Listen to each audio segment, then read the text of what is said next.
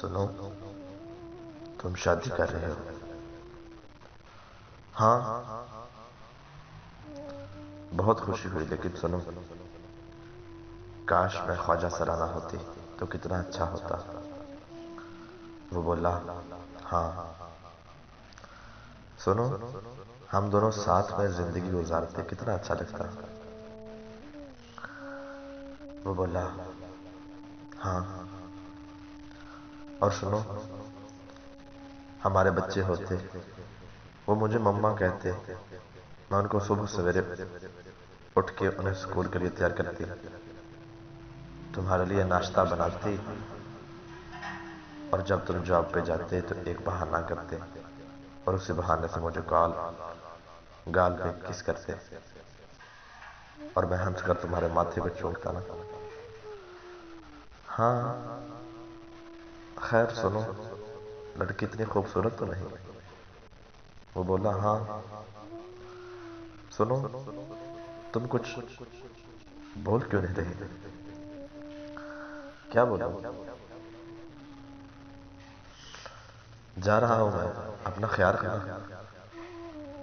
سنو تو، تھوڑی دیر بیٹھو نا، دیکھو میں اکیلی ہو جاؤں گی، بہت، تھوڑی دیر بیٹھو۔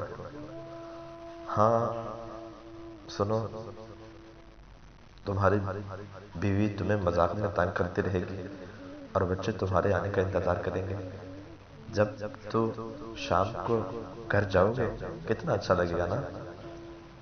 ہاں، سنو، کبھی کبھی آتے رہنا، دیکھتے ہو نا کوئی نہیں ہے یہاں سوائے اندھیرے کے، بس کبھی کبھی باتیں کر لیتی ہوں اپنے آپ سے،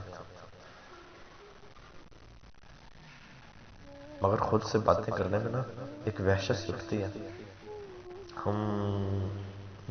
وہ بولا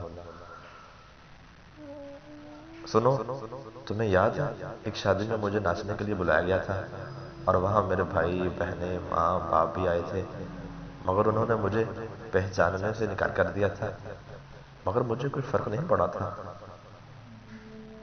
اس میں ہنسنے والی کون سی بات ہے؟